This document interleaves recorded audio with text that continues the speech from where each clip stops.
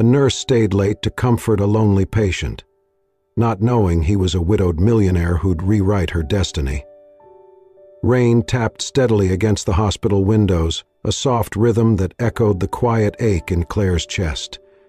The night shift had begun hours ago, but the halls were still and somber, bathed in dim yellow light. The nurse's station buzzed faintly from a flickering monitor, but otherwise, silence ruled the wing. Claire Bennett, 28, moved through the corridors with a calm, practiced grace. Her hair was tied back neatly, her scrubs pressed despite the long hours, and yet, behind her warm smile, there lived a quiet sadness. Life had carved it into her gently. The loss of her parents in a car accident 5 years ago, the betrayal of a fiancé who left her for someone else mere months later. She had learned to survive in solitude. Her heart was full of compassion, but her life was empty of company. She had chosen nursing not only to heal others, but because it gave her purpose when everything else had fallen apart. "Claire," murmured Nurse Gina, passing her in the hall. "You're off duty in 10, right?" Claire nodded. "Yeah, just finishing up with Mr. Walter in 305. Gina frowned. "He's still refusing food?" Claire gave a small, sad smile. "More than just food." Room 305 was dim, the only light coming from the small lamp near the hospital bed. In it lay Walter Whitmore, 83 years old, recovering from pneumonia. He was once a robust man, but now looked small beneath the white sheets. His eyes, sharp and gray, were fixed on the rain sliding down the window pane. His food tray sat untouched on the side table. A paper cup of pills remained sealed. No flowers, no cards, no visitors. Claire stepped inside quietly, checking the IV, adjusting the oxygen flow. "You again?" Walter said, his voice gravelly but rich. She smiled. "You're stuck with me tonight." Walter did not look at her. "Everyone else has someone who visits, sons, daughters, grandkids, friends. Me? I just have memories." Claire paused, then walked over and gently sat beside the bed. "If memories are all you have, Mr. Whitmore," she said softly, "then tonight I'd be honored to share them with you." His eyes finally turned to her, surprised, perhaps even suspicious, but then softened, just slightly. "You should be home," he muttered. Claire looked down at her hands. "Home is just a studio apartment and leftover takeout. I think this is where I'm meant to be tonight." He grunted. "You must be bad at taking care of yourself," she laughed. "Terrible, but I'm great at taking care of others." Walter turned away again, quiet. Claire did not push. She knew how silence could speak louder than any words. She reached for the tray and lifted the spoon. "You have not eaten since morning," she said. "Please, just a little?" He hesitated, then gave a reluctant nod. She fed him slowly, patiently, like he was family. He chewed carefully, swallowing with difficulty, but managed a few bites. "Better," she smiled. "Now, how about those pills? They are much easier with food." He gave her a look, but she could see the faintest trace of trust building. He took the cup, downed the pills, and then leaned back into the pillows, exhaling heavily. Claire pulled the chair closer and rested her elbows on the bed's edge. "Would it be okay if I sat with you for a bit longer?" Walter gave no answer, but he did not ask her to leave. The rain deepened outside, like a lullaby of the sky. Claire rested her hand over his, surprised by how cold and frail it felt. "My mother," she said softly, "used to sing to me when I had trouble sleeping. She had this old lullaby, French, I think, but I never remembered the words, just the sound." She looked at Walter. "Would it be all right if I sang to you, Mr. Whitmore?" He closed his eyes. "You do what you need to, nurse." So she did. Claire began to hum, low, soft, and slow, a melody from her childhood, long buried in memory. The notes wrapped around the room like a warm blanket, smoothing the hard corners of grief and pain. Walter's breathing slowed. Minutes passed. Claire stayed, not because the chart told her to, not because of policy, but because no one should sleep alone with only memories for company. She stayed through her clock-out time, stayed as the rain grew heavier. She helped him drink water once more, adjusted his blanket when he stirred. When he coughed, she held a hand to his back, When he drifted to sleep, he mumbled something barely audible. "Margaret?" Claire did not ask. She just kept her hand on his, humming softly. By morning, when Nurse Gina peeked in, she found Claire still there, her head resting gently on the edge of the bed, stormy-eyed and tender-hearted as ever, and Walter, once cold, resistant, and alone, was sleeping peacefully. Because someone had stayed. Because someone had whispered to the loneliness and soothed it, not with medicine, but with simple human kindness. Claire's apartment was as quiet as the hospital night shifts she had come to know so intimately. A single window framed the city skyline, blurred by morning fog. The furniture was minimal, functional, not decorative. A coffee table stacked with medical journals, a modest bookshelf filled with paperbacks she rarely had time to read, and a framed photo of a woman with warm eyes and auburn hair resting on the mantel. Her mother. The woman who had shaped Claire's soul more than anyone else ever could. Claire had not grown up with much, just her mother and a small house at the edge of town. But what they lacked in money, they made up for in love. Her mother had worked 2 jobs to keep them afloat and never once complained. She made birthdays magical with homemade cakes and sang lullabies in a language Claire never fully learned. Cancer took her mother slowly. Claire was only 19 when she watched the light in those familiar eyes begin to dim, day by painful day. The hospital was sterile, the walls too white, the machines too loud. Doctors came and went, cold and efficient. But one night, when Claire had gone out to the vending machine, a nurse stayed behind. An older woman, with silver-streaked hair and kind eyes. When Claire returned, she saw her mother smiling faintly, her hand held gently by that nurse who was whispering to her like an old friend. Her mother passed away 2 days later, but in Claire's mind, that moment never left. It was not a doctor who brought her mother peace. It was a nurse. That memory lit a fire in her. Claire pivoted from a general biology track to nursing school without hesitation. She wanted to be that calm in the storm for someone else. She did not choose the profession for accolades or salary. She chose it because she understood the power of presence, the dignity of compassion, the sanctity of showing up when no one else would. In the years that followed, she poured herself into her work with unyielding dedication. Her shifts were long, her legs always tired, but she never cut corners. She remembered names, favorite songs, how each patient took their tea or which ones liked their pillows fluffed twice. She volunteered for extra hours, not out of ambition, but because she knew the pain of needing someone and having no one. She was praised often by supervisors, adored by elderly patients, and respected by her peers. But when the scrabs came off and the lights dimmed at home, loneliness settled like dust on her skin. Her love life had unraveled not long after her mother's death. At 24, she had been engaged to Thomas, a pediatric resident she met during her clinical rotations. Handsome, charismatic, and seemingly devoted, he had offered her the illusion of healing, but when she caught him cheating, with a surgical intern no less, she was shattered. He had accused her of being too much in love with the job. Claire never gave him the satisfaction of tears in person, but she cried for weeks afterward, quietly, alone, where no one could witness the unraveling of someone who was always the strong one. Since then, she had chosen solitude. Love felt too fragile, too conditional. But nursing was constant, predictable in its unpredictability, demanding yes, but never deceitful. There were protocols, procedures, outcomes, some tragic, some miraculous, but always rooted in a kind of brutal honesty that Claire found strangely comforting. Each morning she donned her name badge and walked into rooms filled with vulnerability and pain, and she brought with her a gentleness forged by personal loss. She was not just doing her job.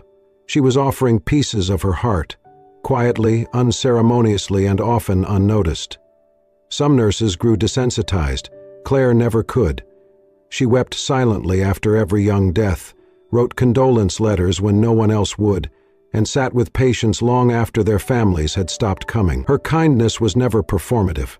It was instinctual. Because she knew what it meant to be left behind. She saw it in the hollow eyes of elderly patients like Mr. Walter, the ones no one visited, the ones whose charts carried the words, "No known family." She saw it in the quiet panic of cancer patients hearing the word incurable. And she saw it in herself every time she looked in the mirror. Yet despite it all, she chose to stay. Each day she walked into that hospital not with bitterness, but with resolve. Her mother's photo sat inside her locker, taped to the door. It was the last thing she looked at before stepping into a new shift, and the silent promise she made every time was the same: I will be who you needed. I will be who you were. The hospital hallway was quiet, except for the distant hum of machinery and the occasional squeak of rubber soles on linoleum. Andrew Whitmore adjusted the cuff of his tailored shirt as he stepped out of the elevator, his jaw set, eyes unreadable. He had not planned to come. In truth, he had not seen his father in nearly 6 months, not since their last argument over a family trust fund. Or maybe it was something older than that. The fights always blurred together now, like layers of dust on a photograph neither wanted to clean. But when the hospital called to report his father's admission for pneumonia, guilt tugged just hard enough. Andrew had not come out of affection. He came out of duty. Out of a name that still meant something in public, even if it had grown cold behind closed doors. He walked past reception without a word, his footsteps steady. Room 305 was at the end of the hall. Familiar, sterile. He reached the door, his hand hovering near the handle. Then he froze. The light inside was dim, a warm contrast to the clinical brightness of the corridor. Through the small square window of the door, he saw something unexpected. His father, stern, stubborn Walter Whitmore, was lying quietly in bed, his face calm, and beside him sat a woman. She was young, late 20s, maybe early 30s, with auburn hair tucked behind her ears and a soft expression on her face. She was holding his father's hand and singing. Not loud, not performative, a gentle, wordless hum that wove through the room like something sacred. She was not looking for attention, not even aware she had any. Her focus was entirely on the man in the bed, offering presence, not performance. Andrew's chest tightened. His father looked peaceful, more peaceful than Andrew had seen him in years. He stepped back, suddenly uncertain. He did not open the door. He could not. Instead, he stood there, just out of sight, watching from the edge of memory and regret. He should have been the one sitting there. He should have been the one holding his father's hand, speaking softly, easing the old man's pain. But he was not. He had left those moments behind long ago, buried beneath board meetings, stock portfolios, and the quiet anger of a boy who felt abandoned by the man who raised him. Andrew Whitmore, 34, CEO of a global investment firm, had built empires, but he had not built peace with his father. And now, this stranger, this nurse, was doing something he could not remember how to do. She was simply being there. He watched a little longer as she adjusted the blanket over his father's legs, then smoothed the old man's hair with such care it made something ache deep in Andrew's gut. He turned away, slowly walking back down the corridor. His footsteps echoed louder now. At the elevator he hesitated, staring at his own reflection in the polished metal doors. The man who stared back looked put together. Sharp suit, expensive watch, composed exterior. But beneath all that, something stirred. That nurse, he had not even caught her name, had done more in 15 minutes than he had in 15 years. She had made his father feel seen. Back in the car, the rain began to fall. It struck the windshield gently at first, then harder, as if matching the storm that was beginning inside him. He leaned back in the seat, closed his eyes, and for the first time in a long time, did not think about work or deadlines or the next acquisition. He thought about her. The woman who sang to his father like he mattered. The woman who did not know anyone was watching. The woman who, without realizing, had made him feel like a son again. Andrew returned to the hospital the very next day.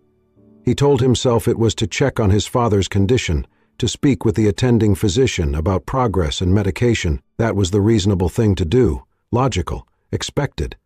But even as he sat stiffly by his father's bedside for a few minutes, asking perfunctory questions, he found himself glancing down the hallway, toward the nurse's station, toward her. She moved with quiet confidence, checking charts, adjusting pillows, always grounded, always grounded. When she passed by the room, she nodded at him politely, the way she would to any visitor. She did not recognize him. Not yet. That anonymity gave Andrew room to simply observe. Over the following days, he began coming more often, sometimes in the morning, sometimes late at night, always alone. He stayed longer, speaking a little more with his father, who still barely talked but seemed somehow calmer than before. And Andrew watched. He noticed how Claire touched people, not just physically but emotionally. She knelt when talking to patients too weak to lift their heads. She remembered names. She brought an old man in room 399 a newspaper every Thursday because he used to work in publishing. She sang, softly, absent-mindedly, while adjusting bed sheets. She made the place feel human. Their first real conversation came near the vending machine, over 2 cups of awful hospital coffee. She offered a small— "You're visiting Mr. Whitmore, right? I've seen you around." Andrew hesitated. "Yes, I am. Is he your friend?" There was a pause. He could have said yes, could have lied, but something in her eyes made honesty feel like the only option. "He's my father," Andrew said quietly. Claire blinked, surprised, but then her gaze softened. "You do not have to explain. Family relationships, they are complicated." He looked down at the black coffee in his hands. "That is putting it lightly." She gave a small laugh, not mocking, just understanding. "He's lucky to have someone coming by," she said. "Is he?" Claire looked at him for a long moment, then nodded. "Yes, even silence can be a kind of love, if it comes with presence." They spoke again the next day, and again after that, each conversation brief but increasingly meaningful. She never asked about his job or his money or his suit. Instead, she asked about his father's favorite meal, if he liked music, if he had always been so quiet. Andrew found himself answering her honestly, sometimes even smiling. One evening, as they walked down the hall together after visiting hours, she shared a truth that stayed with him. "You know," she said gently, "medication is not the only thing people need when they are hurting." He glanced at her. "No? No," she replied. "What they need most is to feel they have not been forgotten." Andrew stopped walking. Claire turned to face him. "People don't heal just from pills or procedures. They heal from being seen, from knowing someone still chooses them, even in the hardest moments." He studied her face. She did not say it for effect. She said it because it was her truth. And in that moment, Andrew felt something shift inside him. The bitterness he had worn like armor for years cracked. Just slightly. Because here was a woman who lived with her heart wide open, who did not judge, who gave and gave, even when no one was watching. He did not know her past, he did not know her pain, but he knew this. In a world obsessed with taking, Claire only knew how to give. And somehow, without even trying, she was giving him something too, hope. Claire was adjusting in room 312 when she overheard 2 nurses chatting by the medication cart just outside. "Did you know Mr. Whitmore is Walter Whitmore?" one whispered. Claire paused. "As in Whitmore Technologies," the other said. "The man who built half the hospital wing's funding through his company. His son runs it now, Andrew Whitmore. You know, that quiet guy who's been around lately." Claire's fingers froze on the tubing. Her pulse skipped. Andrew. Her Andrew. She glanced through the open door across the hall where Walter lay sleeping peacefully. The man who rarely smiled, who barely spoke, except now he did, slowly, tentatively, with a gentleness Claire had coaxed out through whispered songs and shared silences. Andrew had been visiting more often, bringing coffee, asking about her day, watching her, but not in a way that made her shrink, in a way that made her feel seen. And all this time, he was that Andrew Whitmore. Claire finished her task in a blur, her mind racing. When she returned to the nurse's station, she looked him up on her phone, just to be sure. There he was. Andrew Whitmore, 34, CEO of Whitmore Technologies. Fortune 100 executive, quiet billionaire. Formal headshots, interviews, philanthropic features. Suddenly, their vending machine coffees, hallway walks, and late-night conversations felt like something from a different world. That evening, when her shift ended, she walked out under a sky scattered with stars, her thoughts still tangled, only to find Andrew leaning against his car by the curb, hands tucked in his coat pockets. "I was hoping to catch you," he said. Claire stopped. "I found out who you are." He gave a small, sheepish smile. "I figured you might." "You could have said something." "I could have," he admitted, "but I did not want you to treat me any differently." Claire crossed her arms, uncertain. "And why were you really coming back? All those visits?" Andrew stepped closer, his voice lower, more sincere. "At first, I just wanted to know who had changed my father." Claire blinked. "He was fading," Andrew said. "Not just from illness, but from life. Then one day I saw him smiling. Not much, but real. Like he remembered how to be human again. I stood outside that room, watching you sing to him, and I realized I had never done that, not once." Claire softened, but didn't speak. He went on, quieter now. "I wanted to know who you were, what kind of person gave my father something I had forgotten how to give." Claire's voice was gentle. "He is still your father, Andrew. He was always difficult," he said, looking down. "Even when I was a kid, he was distant, cold. Success mattered more than stories at bedtime. When my mother died, he shut down. And I think I did too, in my own way. I left home, built a company, made money, but the space between us just grew." He looked up again, his eyes meeting hers. "And then you, without even trying, closed that distance. Not with grand gestures, just by being you." Claire felt the ache of understanding between them. "You still could have told me who you were." "I was afraid it would change things," he said. "But I want to be honest now. That's why I'm here. And to ask if you'd let me take you to dinner." Claire hesitated, her instincts telling her to retreat. This world, this life, it was too different. But his voice was steady, his eyes open. "It's just dinner," he said softly. "No expectations, just a chance to talk. Outside these walls." She nodded slowly. "Okay, dinner." They went to a small bistro tucked into a quiet corner of the city, nowhere flashy, intimate enough that they could talk without being seen. They sat by a window, candlelight flickering between them, soft jazz playing in the background. Over plates of roasted chicken and glasses of wine, Andrew opened up more than she had expected. He spoke of boarding schools, a mother who read poetry aloud while Walter worked late, and the silence that replaced laughter after her funeral. He told Claire about how he had buried his grief in numbers, achievements, the rush of building an empire that never quite filled the void. And then he looked at her. "You know," he said, voice low, "people like me, we're trained to calculate risk, predict outcomes.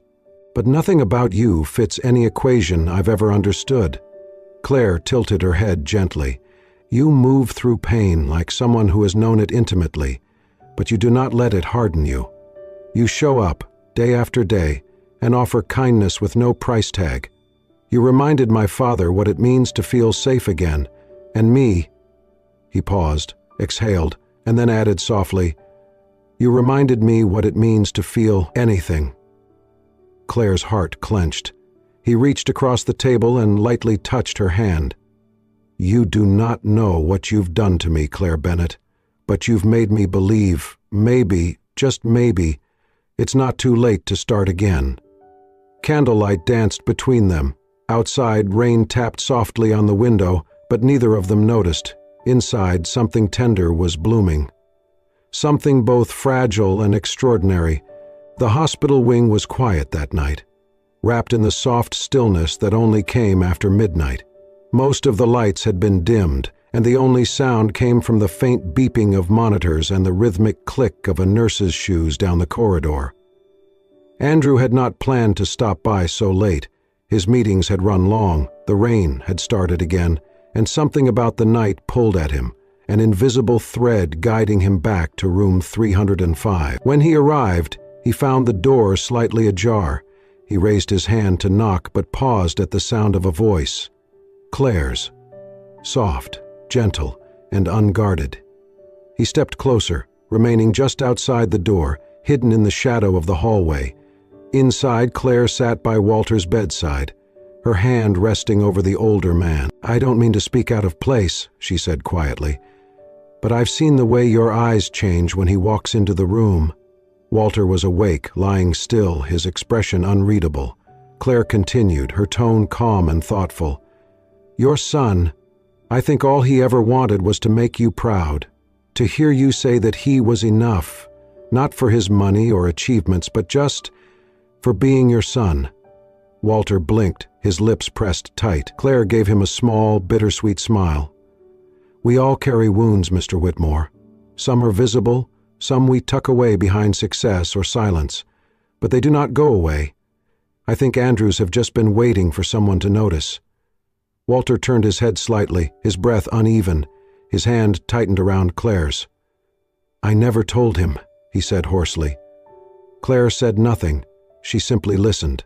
"I watched him grow up, brilliant, driven, so much like his mother," Walter whispered. "But after she passed, I didn't know how to love him right. I thought keeping him strong meant keeping my distance.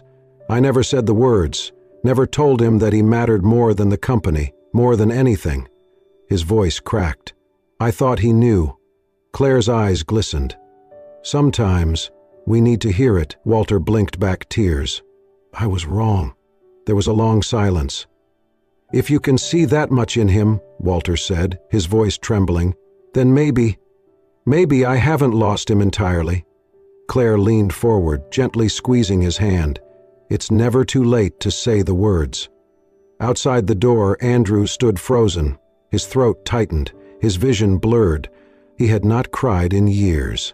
Not at the funeral, not during the worst of the fights, not when he walked away and promised himself he would never look back. But now, as he listened to Claire speak of wounds he had never shared aloud, as he heard his father break through a lifetime of silence, he felt something crack open. Tears welled in his eyes and slid down his cheeks, silent and unstoppable, because for the first time in his life he felt seen, understood, loved even, if not by his father, then by the woman who had somehow touched both of them. Claire's voice again, softer now. "I think he's still waiting, Mr. Whitmore. Just one word from you. It would mean everything." Inside, Walter nodded slowly, eyes full of regret. Outside, Andrew wiped his face with the sleeve of his coat, breath unsteady, heart wide open. And in the hush of that hospital corridor, a son found the words he had needed his whole life, not in the voice of his father, but in the quiet grace of the woman who saw them both. The chapel was small and quiet, just as Walter Whitmore had requested in his final days. No grand ceremony, no speeches, only a scattering of white lilies, a few chairs filled by long-retired business partners and hospital staff, and the soft hum of a hymn playing through old speakers. Claire stood in the back, dressed in simple black, hands clasped tightly in front of her. She had been there at the end, when Walter's breathing grew shallow and his eyes no longer focused. She had held his hand, whispered soft things, and hummed the lullaby he once pretended not to care about. She had been the one to close his eyes when the monitor went still. He had died in peace. And she had stayed until the room was dark and quiet. Now, as the casket was lowered, Claire blinked back tears that had long dried up in the past few days. She did not cry the way others did. Her grief was quiet, folded neatly in the corners of her heart. She mourned not only the man, but the journey, the quiet redemption between a father and son, the moments of honesty he had finally allowed himself. After the service, while others exchanged polite condolences and filtered away, Claire remained. She stood beneath the large oak tree near the edge of the cemetery, the cold wind catching strands of her hair. She had already made her decision. She would transfer hospitals. She had submitted the request that morning. It felt like the right thing to do. Boundaries mattered. She had crossed them, emotionally, professionally, and now that Walter was gone, her presence might only complicate things, especially for Andrew. She was reaching for closure, until she heard footsteps behind her. She turned to find him there. Andrew, hands in his coat pockets, eyes red-rimmed but steady. He stood in front of her, silent for a moment. Then, with a voice that trembled ever so slightly, he asked, Is it true? You're leaving? Claire nodded. I filed the request this morning. Why? She looked away, her voice quiet. Because I stayed too long, felt too much. I blurred the lines. I was there at the end, Andrew, and I do not know where the nurse ends and the woman begins anymore. He stepped closer, eyes never leaving hers. If you go, he said, you will take with you the only part of my father that ever made sense to me. Claire frowned, her breath catching. You'll take the warmth, Andrew said. The music, the patience, the truth he was too scared to say but showed every time he looked at you. Her voice broke. Andrew? He reached out, his hand brushing hers. He left me money, property, a company, but you're the only thing he gave me that I never expected. Claire shook her head. I'm scared. Of what? She looked up at him, eyes shining. Not of loving the wrong person anymore. That used to be my fear. He waited. I'm scared of losing the right one, she whispered. His hand closed gently around hers. You're not losing anything, he said. You're finding it. The wind rustled the leaves above them. Claire stepped into him, her forehead against his chest, tears falling quietly now, and Andrew, who had spent most of his life building walls, wrapped his arms around her and let them fall. 1 year later, the world felt softer. The grief had not vanished, but it had been reshaped, folded gently into something meaningful. Where silence once settled in the corners of hospital rooms and heavy hearts, now there was warmth, light, and laughter. Claire stood beneath a white awning draped in ivy and lace, looking out at the small crowd gathered in the sun-drenched courtyard of the newly inaugurated Walter Foundation. Staff, volunteers, donors, and, most importantly, residents from long-term care homes across the city filled the space with quiet joy. Elderly hands clutched paper cups of lemonade, wrinkled faces beamed as they listened to live music drifting from the garden. She saw them, the ones society had forgotten, and today they were being celebrated. This was the dream she and Andrew had built from Walter's legacy, an organization dedicated to dignified end-of-life care, focused on the emotional, human moments that mattered most. Music, companionship, memory walks, personalized care, things no chart could measure, but every soul deserved. Claire had never been prouder of anything. Andrew stood beside her, speaking with one of the donors, his shirt sleeves rolled up, his expression animated in a way she had never seen in those first cold days. There was something in his posture now that no longer carried weight, but purpose, joy. She caught his eye. He smiled at her, quick, crooked, and real. Later, as the event wound down and the last guests sipped tea beneath the magnolia trees, Andrew walked up behind her and touched her elbow. "Come with me," he said gently. She followed him through the cobblestone path winding behind the main building, past rose bushes and benches, until they reached a small, hidden garden shaded by olive trees. It had been Walter's favorite spot when he was well enough to sit outside. A simple place, one stone bench, one winding vine, and silence that always felt peaceful. The bench looked freshly cleaned. Claire tilted her head. "I haven't been back here in months." "I know," Andrew said. He gestured for her to sit. When she did, he reached under the bench and pulled out a small wooden box, worn and smooth with age. He held it for a moment, then placed it in her lap.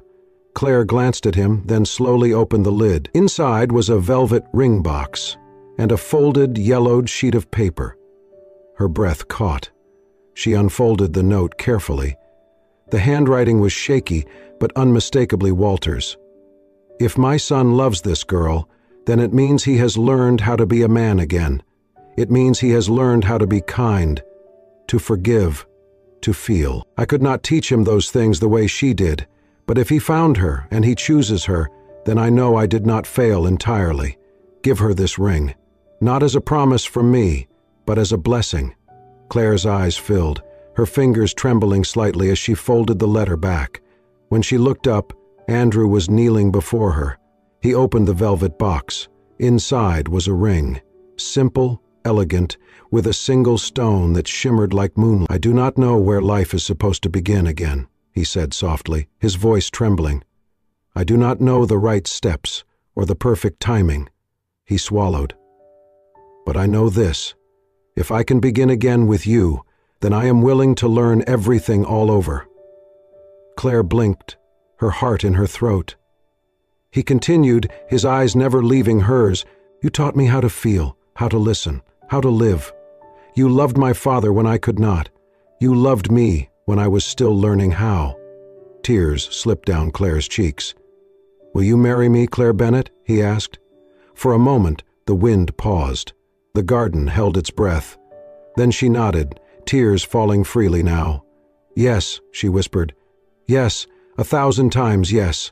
He stood and she wrapped her arms around him, pressing her face into his shoulder, laughter and tears blending like sunlight after rain. Behind them, a few elderly guests had wandered into the garden. They clapped softly, some wiping their eyes, others smiling knowingly. Because they, more than anyone, understood what it meant to find love when you thought all the chances were gone. Stormy, now older but still proud, trotted into the scene with a wagging tail, circling their legs like a silent witness to the entire story. And in that quiet corner of the world beneath the trees and beside the ghosts of memory, a new chapter began.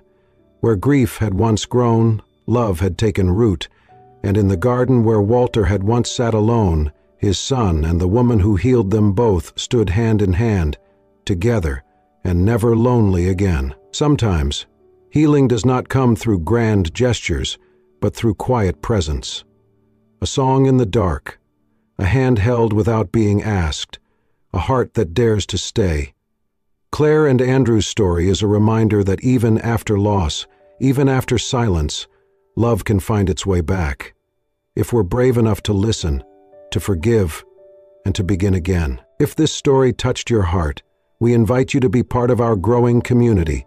Please like, share, and subscribe to Soul-Stirring Stories, where every tale is crafted to heal, to inspire, and to remind us that it's never too late for love, hope, or second chances. We'll see you in the next story.